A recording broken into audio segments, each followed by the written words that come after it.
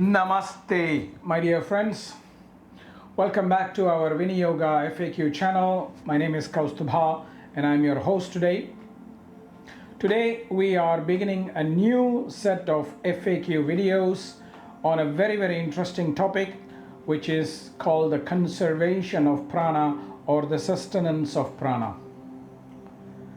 This is inspired by the very wonderful teaching of ancient yogis, especially like Yogi-Yājñavalkya, who said that for a yogi or a yogic practitioner, prana is contained within the body, whereas a person who is not in the yogic path, who is a rogi or a bhogi, prana will be dispersed outside of this body. Now, how to understand this and how to achieve this, that is the question.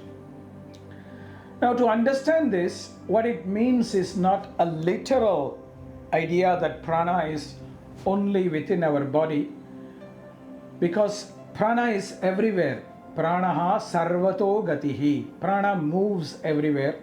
There is no way that prana is only within our body and not outside. If that were the case, then we would all be dead, because we are relying on other sources of prana to sustain us. But what it means is that our prana is sustained within our system to help us achieve the primary purpose for which we are in, because prana is a source of energy. If prana is distributed in many places, then we will not achieve our full optimum potential. If you take a plant, for example, a garden, for example, and if you have only a limited amount of prana, you cannot water a huge garden with many plants in it. You will probably choose one plant to water it nicely so that it develops to its full potential, because if you give just a little bit of prana to every plant, none of them will survive. It's the same way that we have to understand that when yogis talk about the sustaining of prana, it means that we are using our energy to important things in our life, and that is where the concept of commitment comes in, which Patanjali calls ekatattva abhyasaha.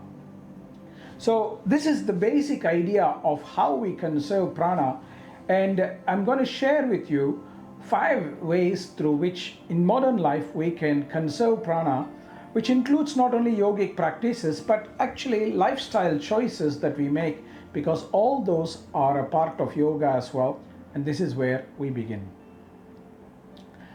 The first way we practice this conservation of prana is a commitment to a healthy and disciplined lifestyle. So when we have a particularly organized lifestyle for most of our days, it's not possible all the days because life is very unpredictable, but for most of the days, if we have a general routine of life of what time we wake up, how many hours we are sleeping, when do we eat, what do we eat, how disciplined we are in our practice, which could include yoga practices, which could include jogging or walking or swimming and other exercise practices. If we can build a rhythm of a respectful and healthy lifestyle and commit to it, I guarantee you that your prana, your energy will be conserved.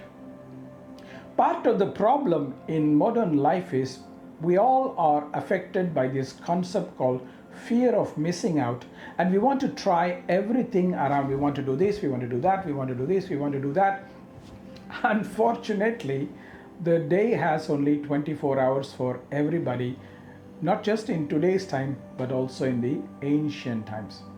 So if we build a discipline around our life, we are actually making choices of what is important and what is not.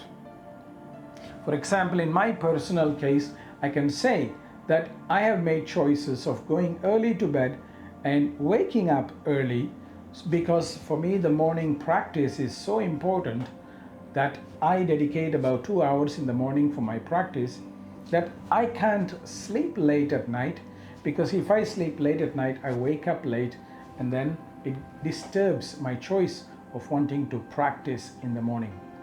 So I have a very conscious choice of my lifestyle, so I choose this, and this really conserves me a lot of energy, because I don't go to parties, I don't get distracted late at night by doing this or doing that, hanging out in a cinema or going from one place to another, etc.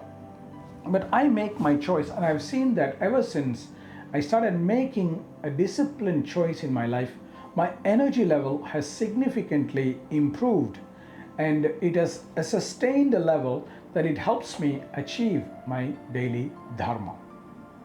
So the first way I would say that you can conserve your energy, you can conserve your prana, is by making a disciplined lifestyle choice that you maintain for a majority of days in the year. Of course, life is sometimes unpredictable. Your family may come on a flight that is late at night one day, and you may have to go and pick them up. That's okay. So those exceptions should be only exceptions, and we must not excuse ourselves always to break our discipline. Please remember, my dear friends, yoga is a discipline, and without the discipline, prana cannot be conserved. So start with this first idea of creating a disciplined life, and you may put in whatever you want into that discipline that is reasonable and appropriate for you, and put all the other things as a secondary priority or not priority at all.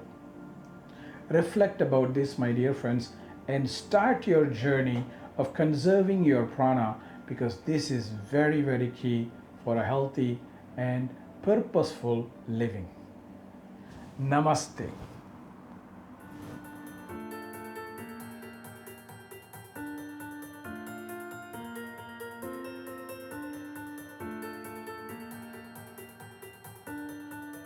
Namaste, friends. I am Kausthub Desikachar of the Viniyoga tradition, and I'm very, very glad that you've come this far in the video.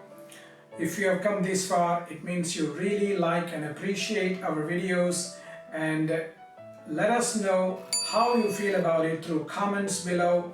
Let us also know that you appreciate it by giving us a thumbs up, and also clicking the notification icon so that we will be inspired to produce more free and valuable content like this, and we let the community grow. So please, please, please subscribe to us so that the algorithms pick our videos in a much better manner.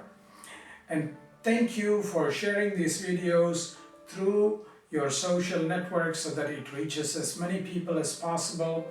This is the best way we can do to share nice content with our close friends and our students and other people who we care about.